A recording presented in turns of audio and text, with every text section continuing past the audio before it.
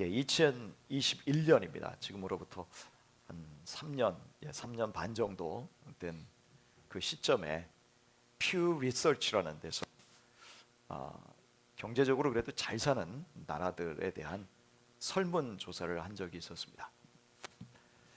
그때 What makes your life meaningful? 이라는 어떤 설문 조사를 했습니다. 무엇이 당신의 인생을 의미 있게 합니까? 거기에서 다른 좀 선진국이라고 할 수 있는 서방의 선진국들이라고 할 수 있는 뭐 프랑스라든지 또는 다른 유럽의 나라들 같은 경우에는 1위로 뽑았던 것이 가족이었습니다. 예외 없이 다 가족들이었습니다. 그리고 뭐 건강이라든지 직업 뭐 이런 것들이 그 다음을 이었고 또 뭐 풍요 또 프랑스 같은 경우에는 취미 이런 것들이 3위였습니다. 또 어떤 나라들은 이제 돈이 3위를 차지했습니다. 그런데 우리나라는요 1위가 돈이었습니다. 그리고 2위가 건강이었고 3위가 가족이었습니다. 어떻게 보면 그동안에 한 10여 년 동안에 우리 한국 사람들의 가치관이 참 많이 변화되었다라는 것을 보여주는데, 특별히 물질에 대한 부분에 있어서, 돈에 대한 부분에 있어서 더 돈을 의존하는 그러한 사고방식으로 변했다는 것을 알 수 있습니다. 서구는 그렇게 물질 문명이 발달한 그런 사회에 갔지만, 그러나 여전히 자신의 인생을 가장 의미 있게 만드는 것을 가족으로 꼽는데 어떻게 보면 주저하지 않았다라는 것 참 신기하죠. 그러나 우리는 어느새 돈이 우리 인생에 있어서 가장 중요한 것이 되어버렸습니다.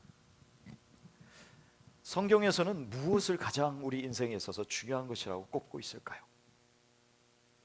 사도 바울은 빌립보서에서 기뻐하는 마음, 또 오늘 성경에서 찾아보겠습니다만 만족하는 모습, 감사하는 모습, 바로 그것이 신앙인으로서 살아갈 때 가장 중요한 모습이다. 저는 그래서 제목을 신앙의 고수가 되는 비결이라고 한번 잡아왔습니다. 우리가 그리스도인으로서, 신앙인으로서 고수가 된다라는 것은 무엇일까? 사도 바울은 어디에서도 우리 성도들에게 부자가 되기를 원한다라고 말한 적은 한 번도 없습니다. 사도 바울이 생각하는 신앙의 고수가 되는 비결의 첫 번째는 우리 빌립보에서 늘 나오는 이야기지만 기쁨이었습니다. 우리 빌립보서를 우리는 기쁨의 서신이라고 그렇게들 이야기를 합니다. 다시 한번 우리 10절의 말씀을 같이 한번 읽어볼까요? 10절의 말씀 같이 읽겠습니다. 나를 생각하는 마음이 여러분에게 지금 다시 일어난 것을 보고 나는 주님 안에서 크게 기뻐하였습니다. 사실 여러분은 나를 항상 생각하고 있었지만 그것을 나타낼 기회가 없었던 것입니다. 여기 기뻐하였다라는데 그 앞에 크게 기뻐하였다라고 말하고 있습니다. 그러니까 사도 바울이 크게 기뻐하였다라고 표현한 그런 데가 별로 흔치 않습니다. 그런데 크게 기뻐했다. 자기가 크게 기뻐했다. 무엇 때문에 크게 기뻐했습니까? 나를 생각하는 마음이 여러분에게 지금 다시 일어난 것을 보고, 그리고 나는 주님 안에서 크게 기뻐하였습니다. 사실 우리가 15절 16절을 보시면 이런 내용들이 나와 있는데요, 15절 16절을 한번 같이 한번 읽어볼까요?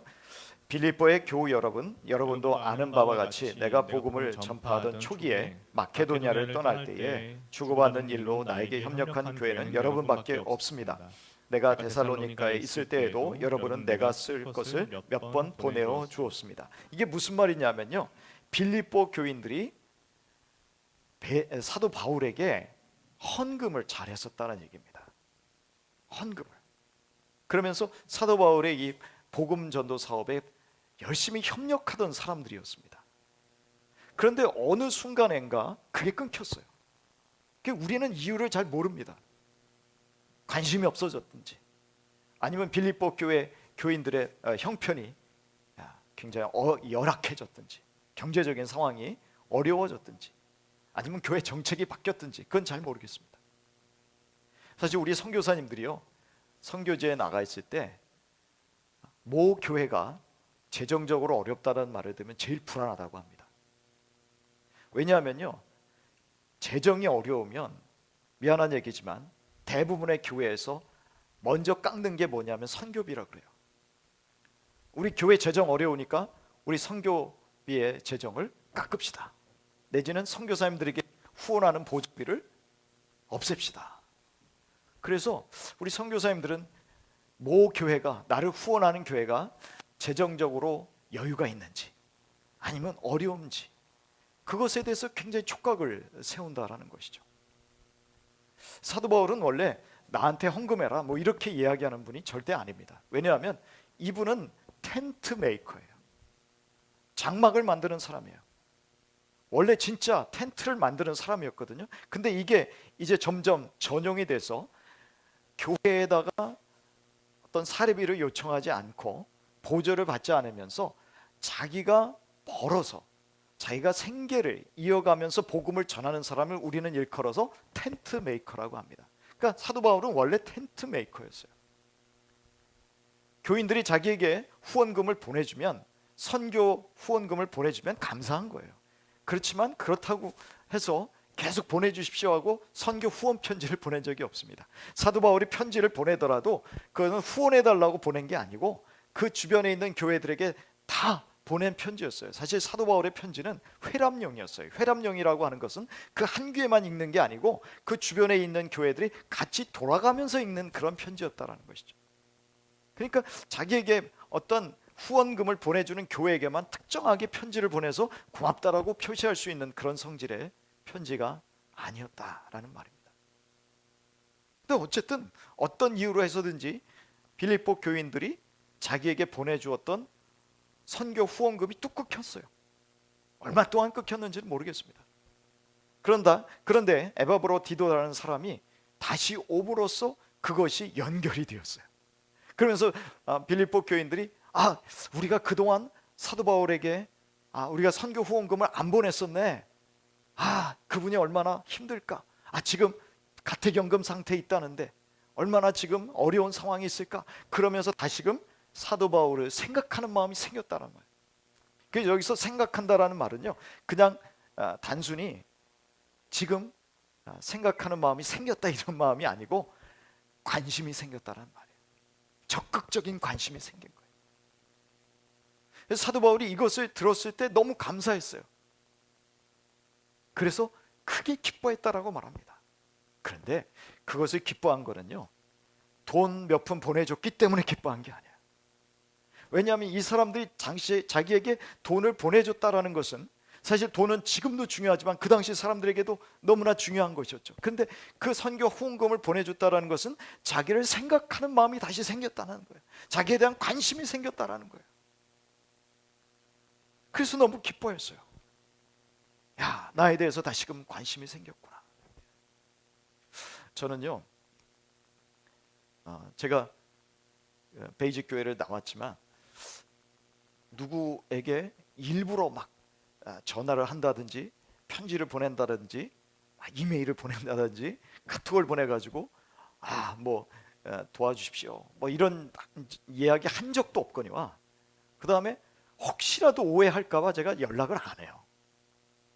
그동안에 연락을 했었던 사람이지만 혹시라도 제가 오해할까봐, 내가 이러한 표현을 하게 되면 혹시라도 이분이 뭐 필요한가, 뭐 후원해달라는 얘기인가, 이런 말을 들을까봐 저도 그렇게 잘 연락을 안 합니다. 그래서 사도 바울도 아마 그러한 생각을 가졌었던 것이라는 생각이 듭니다. 바울의 입장에서 이런 마음이 들었는데요. 그런데 제가 연락하지 않았는데 상대방이 저한테, 우리 교인들 중에 누군가가 저한테 연락하잖아요. 그럼 저는 그게 그렇게 기쁘더라고요. 솔직하게 말해서. 그리고 아직도 우리 GCC를 위해서 제가 기도하고 있습니다. 후원하고 있습니다. 그런 말을 들을 때 너무 감사해요. 저는 이 사도 바울의 마음이 아닐까요? 성령 안에서 어쨌든 하나님께서 연결시켜 주신 거잖아요. 이게 사람이 연결한 게 아니라 하나님께서 이들을 연결시켜 주신 거잖아요. 그래서 이분은 나랑 아직도 하나님께서 연결시켜 주신 분이구나. 너무 감사하다, 그런 마음이 드는 거예요. 그러다 서로 주고받다가 또 혹시 부담을 느낄까 봐 또 연락 안 합니다. 그러다 또 연락이 오면 제가 너무 기뻐서 또 같이 답장도 하고 그러죠. 사도 바울이 지금 무슨 얘기를 하냐면은 주 안에서 크게 기뻐한다라고 얘기하잖아요. 왜냐하면 서로 연결시켜 준 거는 내가 노력해서 된 것도 아니고 상대방이 노력해서 된 것도 아니고 하나님이 연결해 주신 거다. 성령님이 연결해 주셨다. 성령님이 깨닫게 해주셨고 기억나게 해주셨고, 그래서 사도 바울이 크게 기뻐하는 것입니다. 우리는 그리스도 안에서 성령의 은혜로 서로 교제할 수 있게 되면 그것이 기쁜 거예요. 사도 바울이 다른 게 기쁜 게 아니라. 그래서 기쁨의 고수가 될 수 있는 것은 무엇이냐면 하나님을 바라보는 거예요. 내가 누군가가 참 우리 교회 왔으면 좋겠다, 그런 마음이 들 때가 있죠. 그런데 그것은 하나님의 손에 저도 맡깁니다.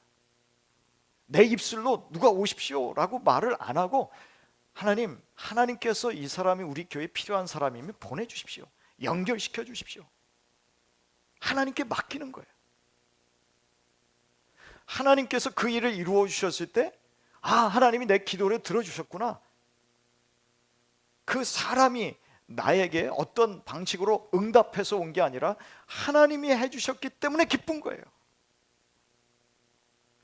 여러분, 우리가 기쁨의 고수가 되기 위해서는 이렇게 하나님 앞에 의탁하고 맡기고 하나님 앞에 가까이 가는 모습이 필요합니다. 하나님이 나의 주인이시라며, 내가 그리스도와 함께 십자가 못 박혔나니 그런즉 이제는 내가 산 것이 아니라 그리스도가 사신 것이라며. 만약 그렇게 기도한다면 여러분, 모든 것을 우리 주님께 의탁하시길 바랍니다. 하나님께 맡기세요. 내가 사람에게 말하고 싶지만 말하지 말아보세요.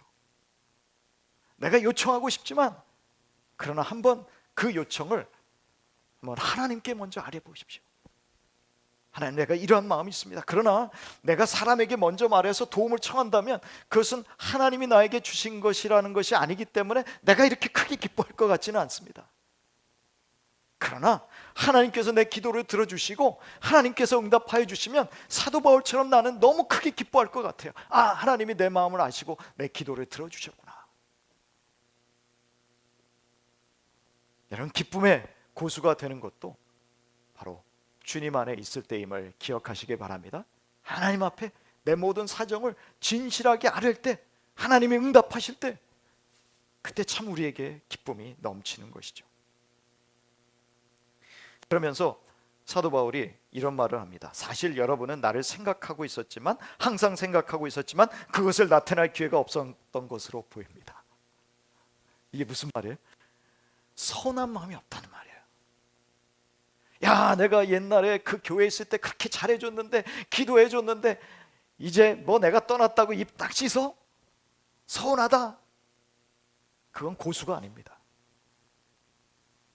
하나님께 맡겼으면요, 하나님이 일하시도록 해야 되는 거예요. 그럴 수도 있죠. 예전에 좋은 관계 유지했지만 그러나 어떠한 형편 때문에 어떠한 이유에서든지 우리가 떨어질 수 있어요. 교제가 끊어질 수 있어요. 근데 그것 때문에 인간적으로 서운해하지 않는 거예요. 쟤는 왜 저래? 저 사람은 왜 저래? 나한테 이럴 수 있어? 아니요, 그런 게 아닙니다. 그래서 사도 바울이 고수인 거예요. 나는 여러분을 원망하거나 섭섭해하지 않았습니다. 그럴 수 있는 거죠. 살다 보면 그럴 수 있는 거죠. 그런데 하나님이 연결시켜 주셨잖아요. 이게 바로 우리 신앙생활하는 사람들의 삶의 모습이다라는 것이죠. 그래서 여러분, 사람에게 기대하지 마시고, 사람에게 섭섭한 마음 가지지 마시고, 사람에게 원망하지 마시길 바랍니다. 그냥 그거 다 하나님께 맡기세요. 하나님 알아서 해주십시오. 그럴 때 응답이 오면 기쁜 거예요. 그럴 때 우리는 기쁨의 고수가 되는 법을 깨닫게 되는 것입니다. 자, 두 번째, 우리 11절 12절의 말씀을 같이 한번 읽어보겠습니다. 내가 궁핍해서 이렇게 말하는 것이 아닙니다. 나는 어떤 처지에서도 스스로 만족하는 법을 배웠습니다. 나는 비천하게 살 줄도 알고 풍족하게 살 줄도 압니다. 배부르거나 굶주리거나 풍족하거나 궁핍하거나 그 어떤 경우에도 적응할 수 있는 비결을 배웠습니다. 우리는 두 번째 고수가 되어야 됩니다. 두 번째, 사도 바울이 말하는 고수는 만족의 고수가 되는 것입니다. 자, 행복과 만족의 차이가 뭘까? 제가 인터넷도 막 뒤져봤어요. 그랬더니 어떤 노벨상 받은 경제학자가 행복, happiness, 만족, satisfaction, 행복보다는 만족이 더 뭐라 그럴까, 오래가는 그러한 감정이라고 합니다. 그러니까 우리가 행복 이전에 어떤 쾌락이라는 것이 있어요. 잠깐 동안 나를 기쁘게 하고 만족시켜주는 것이 있고, 또 그 다음에 어떤 행복감이 있을 수 있다는 것이죠. 근데 그 행복감이라는 것은 어떤 때는 금방 지나가는 그런 감정일 수 있지만, 그것이 오래 지속될 수 있으려면 우리 마음속에 만족한 마음이 있어야 된다는 거예요. 만족한 마음. 근데 사도 바울은요, 이 만족한 것을 배웠다고 얘기합니다. 우리는 만족하는 것을 배워야 돼요. 저절로 되지 않습니다. 만족한 것을 배우려면 어떻게 해야 될까요? 열심히 성경 읽으면 될까요? 성경을 통해서 만족하게 산다는 것을 배울 수 있어요. 그런데 또 하나는 뭐냐면은 고난을 통해서 배우는 것입니다. 사도 바울이 12절에 뭐라고 되어 있습니까? 나는 비천하게 살 줄도 알고 풍족하게 살 줄도 압니다. 배부르거나 굶주리거나 풍족하거나 궁핍하거나, 이게 무슨 말이에요? 사도 바울이 살아오면서 많은 어려움을 겪었다는 말이에요. 다양한 경험을 한 거예요. 그래서 때로는 아주 가난한 처지에서 아마 밥도 쫄쫄 굶고 그랬을 것입니다. 아시다시피 빌립보 감옥에 갇혔어요. 매 맞고 갇혔어요. 신라하고 같이 갇혀가지고 그 속에서 하나님 앞에 찬송을 불렀어요. 기도했어요. 그럴 때 감옥문이 열리는 기적도 체험했습니다. 어떤 때는 또 선교비가 풍부해서 또는 주변에 있는 우리 동역자들과 같이 열심히 나눠 먹는 그런 시절도 있었을 것입니다. 근데 이런 것들을 다 겪어가면서 하나씩 경험해 가면서 비결을 배웠다라는 것이죠. 여러분, 여기서 비결이라고 하는 것은 그 당시 헬라 문화 속에서 어떤 신비한 종교에 입문할 때 그 신비한 종교에서 자기가 배우는 비법을 말합니다. 특별한 비법을 말해요. 그러니까 자기는 지금 배웠다라는 거예요. 그것을 배웠어. 비결을 배웠어. 예. 여러분, 이스라엘 백성들 같은 경우에는요, 안식일을 통해서 배웠습니다. 안식을 통해서 배웠어요. 우리 한번 마태복음 11장 28절에서 29절 한번 같이 찾아보겠습니다. 자, 우리 같이 한번 읽겠습니다. 수고하며 무거운 짐을 진 사람은 모두 내게로 오너라. 내가 너희를 쉬게 하겠다. 나는 마음이 온유하고 겸손하니 내 멍에를 메고 나한테 배워라. 그리하면 너희는 마음에 쉼을 얻을 것이다 라고 되어 있습니다. 여러분, 이 쉼을 얻을 것이다 라고 예수님이 초청했어요. 나의 멍에를 메고 내게 배워라. 내 가르침을 듣고 내 십자가를 지고 그렇게 오면 쉼을 얻을 거야. 안식을 얻을 거야. 그런데요, 예수님께서 이렇게 쉼을 얻으라고 초청하셨지만 이스라엘 백성들은 출애굽 이후에 하나님께서 주신 율법을 통해서 쉼을 얻는 방법을 배웠습니다. 그 쉼을 얻는 방법이 뭐예요? 안식일을 지키는 거예요. 6일 동안 열심히 일하고 그리고 하루에 브레이크 타임을 갖는 거예요. 그때 쉼을 얻는 거예요. 하나님의 말씀에 순종하면 쉼을 얻겠지만, 그러나 이방인들 같이 염려하고 걱정하며 근심하며, 야, 이게 내가 여기에 주일날 하루 이날 이 일 안 하면 어떻게 되는 거야? 이거 내 매출이 감소하는데 내가 많은 손해를 보는데, 염려하며 걱정하며 근심하며 사는 것은 그리스도인의 삶이 아니라는 것이죠. 하나님의 백성의 삶이 아니라는 거예요. 제가 보니까 직장에서 일하시는 분들 중에 주일날 가면은 훨씬 돈을 많이 준다고 하니까 또 가시는 분도 있더라고요. 그래서 제가 신방을 해보니까는 그런 분이 있어요. 주일날 가면요 더 많이 돈을 주거든요. 저는 그래서 주일날도 일할 수밖에 없어요. 형편이 어려우면 또 그것도 한편으로 이해가 됩니다. 근데 여러분, 왜 안식일을 주셨을까요? 하나님께서 안식일을 주신 목적은 뭐냐면 너 쉬어, 그런 의미가 있지만 더 중요한 걸 배우라는 거예요. 더 중요한 게 뭔지 아세요? 내가 너를 책임지잖아, 이겁니다. 너 하루 동안 일 안 해도 내가 너 책임질 거거든.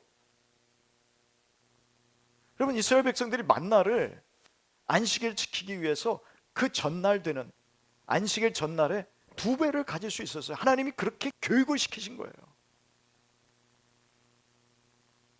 내가 너한테 안식일에 일하지 않아도 내가 너에게 필요한 만큼 공급해 줄 거야. 그러니까 쉼을 가져. 그 쉼을 갖는다는 건 뭡니까? 그냥 내 육체와 영혼의 정신적인 쉼을 얻는 그 차원이 아니고 신앙의 결단이라는 거예요. 내가 하나님 앞에서 내 이 안식일을 지킨다면 하나님이 나를 책임져 주실 거야. 나의 경제적인 모든 필요를 채워 주실 것이라 라는 믿음의 결단으로 나아가는 것이 바로 안식일을 지키는 모습이었다라는 것이죠. 하나님께서는 이스라엘 백성을 그렇게 교육하셨어요. 그래서 이스라엘 백성들은 배웠어요. 하나님께서는 이제 예수님을 통해서 말씀하십니다. 예수님 안으로 다가가라. 예수님 안에서 참 안식을 얻어라. 예수님 안에서 쉼을 얻어라. 예수님을 모시고 살게 되면 그 하나님이 너의 인생을 책임질 거야. 그러니까 그 안에서 참 안식을 누려. 쉼을 얻어.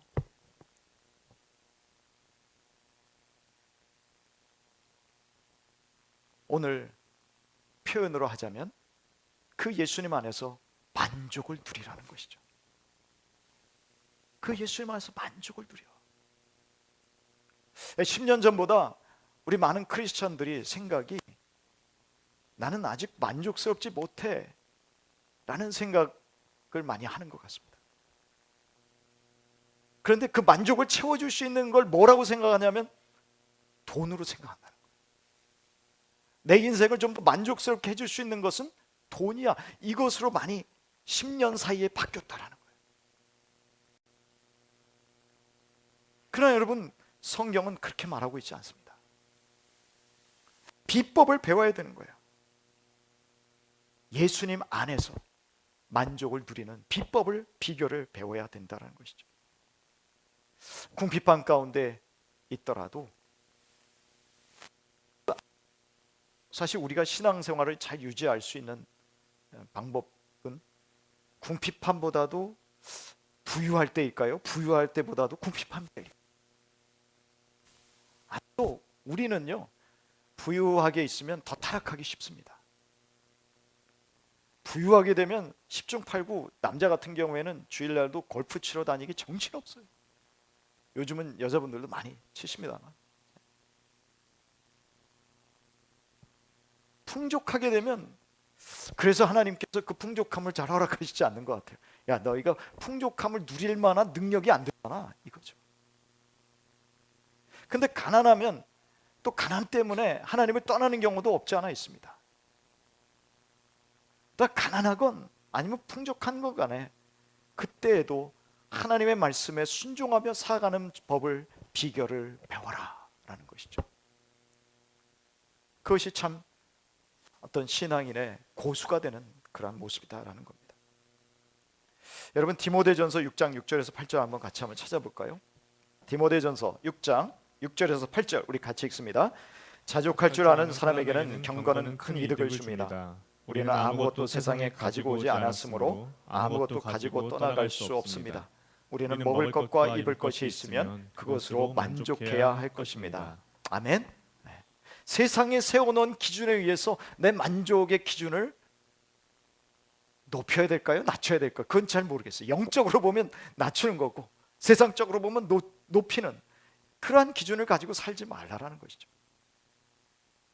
모르겠습니다. 우리가 살아가는 세상이 점점 경제적으로 어려워서 지금 누리고 있는 풍요를 못 누리며 살아갈 수도 있겠죠. 그러나 여러분, 우리 만족의 고수가 되십시다. 그래서 잘 입지 못하고 신상을 맨날 봄, 가을 이 신상 나올 때만 되면 신상을 척척 사던 그런 사람이 못 사더라도, 그러나 내가 지금 입을 옷이 있고 그러나 먹을 음식이 있다면 여러분 그것으로 만족하실 수 있게 되기를 바랍니다. 우리 그렇게 돼보자고요. 그래서 사도 바울은 그게 신앙생활의 고수야라고 말하는 거예요. 경건에 큰 이익이 되느니라. 우리 신앙생활에 큰 이익이 되는 건 만족이야, 다른 게 아니야. 사람들이 세워놓은 그런 기준, 지금도 우리 텔레비전만 틀면 또는 유튜브 앞에만 서면 뭐 그렇게 광고가 많은지 몰라요. 광고 속에서 계속 우리에게 유혹하는 게 뭡니까? 네가 행복해지려면, 네가 만족해지려면 이걸 가져야 돼, 최신 상품을 가져야 돼, 업그레이드 된 걸 가져야 돼. 그러나 우리는 그거 없어도 나는 만족해. 나는 그냥 먹을 거 입을 것만 있어도 나는 만족해. 여러분 소크라테스 같은 사람도 그렇게 했어요. 가장 부유한 게 뭡니까? 그랬더니 소크라테스가 뭐라 그랬는지 아십니까? 만족하게 사는 거예요. 여러분 세상 사람들 중에도 그렇게 사는 사람이 있더라고요. 여러분 예수 믿지 않는 세상 사람들도 그런 삶을 살아가는 사람들이 있다라는 거예요. 근데 하물며 우리의 모든 것이 되시고 전 우주의 통치자가 되시는, 우리의 모든 것의 공급자가 되시는 우리 예수님을 우리가 모셔드리고 우리가 살아가는데 이것저것 없어서 연연해 한다면 여러분 우리가 진짜 모양 빠지는 거 아닙니까? 우리는 진짜 신앙의 고수로서 살아가는 모습이 아니다라는 것이죠. 그러면 이렇게 신앙의 고수로 살아갈 때 무엇이 진짜 필요한 것입니까? 우리 빌립보서 4장 13절의 말씀을 같이 한번 읽겠습니다. 시작. 나에게 능력을 주시는 분 안에서 나는 모든 것을 할 수 있습니다. 뭐가 필요합니까? 능력이 필요하다는 거예요.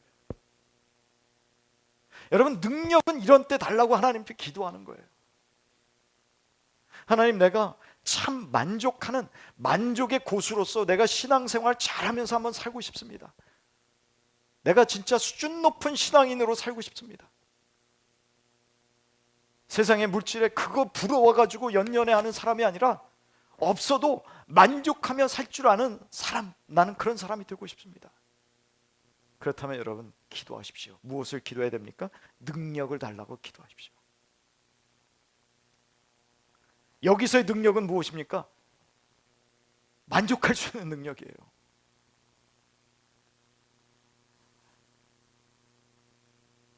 우리는 곧잘 능력을 달라고 기도하지요.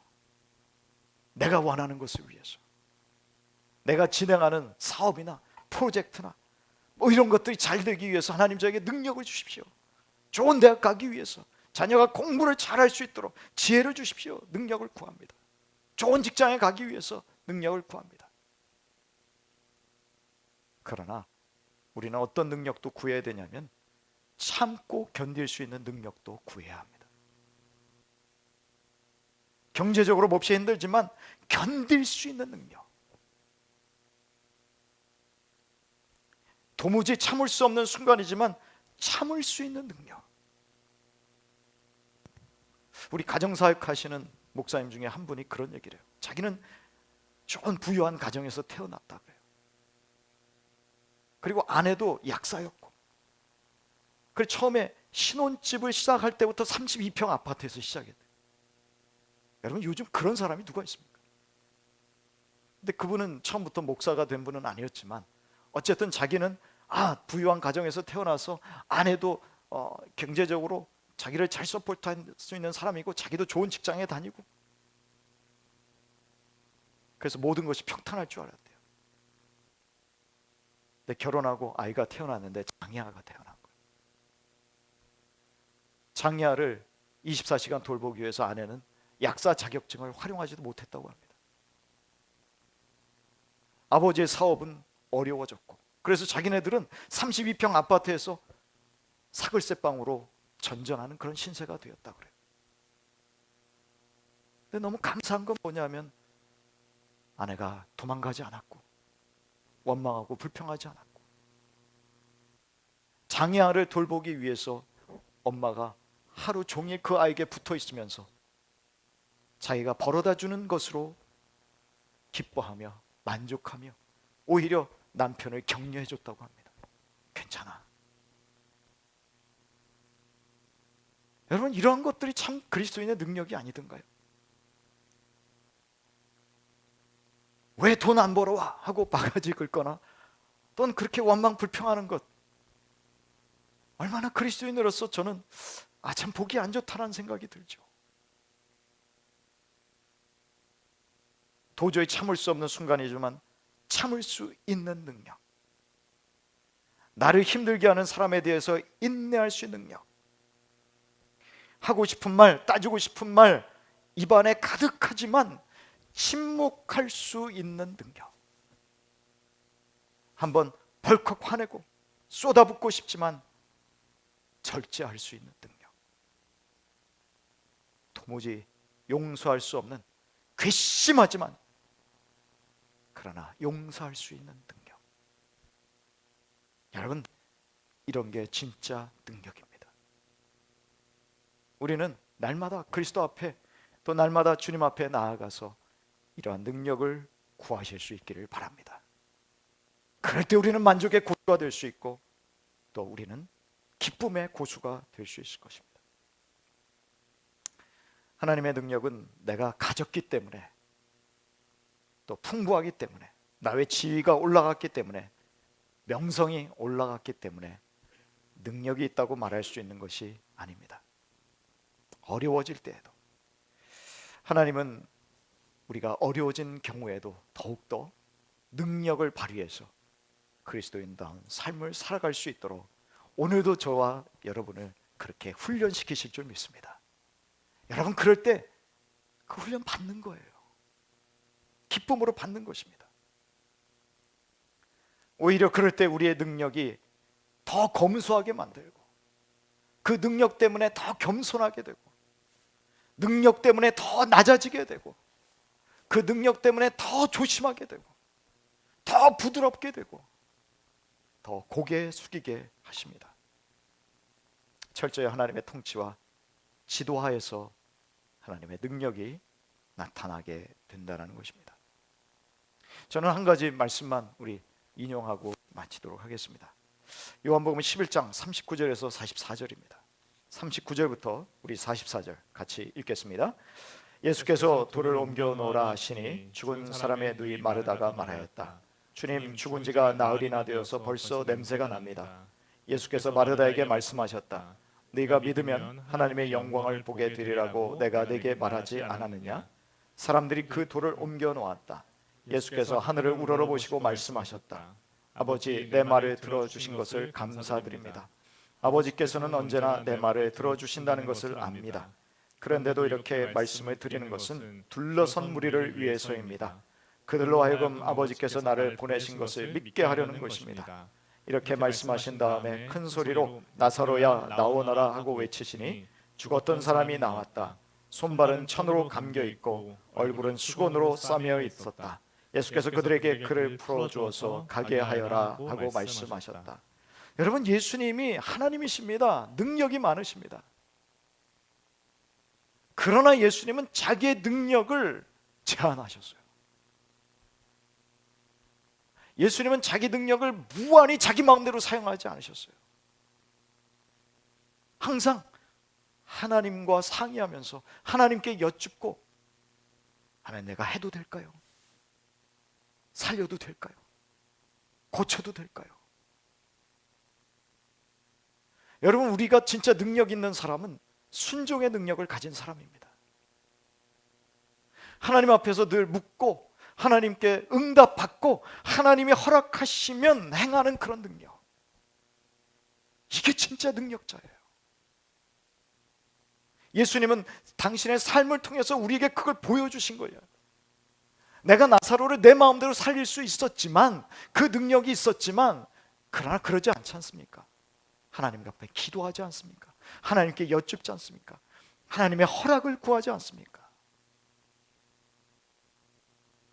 진정한 능력의 고수가 되고 싶다면, 능력자가 되고 싶다면 여러분, 순종의 사람이 되시기를 바랍니다.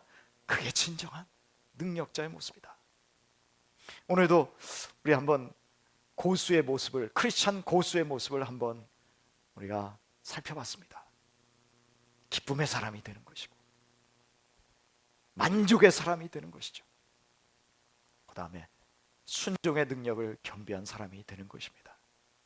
저와 여러분이 이러한 크리스찬 고수가 될 수 있기를 우리 모두 그렇게 되기를 축복합니다. 예, 그렇게 살아가 하나님께 영광 올려드릴 수 있게 되기를 바랍니다.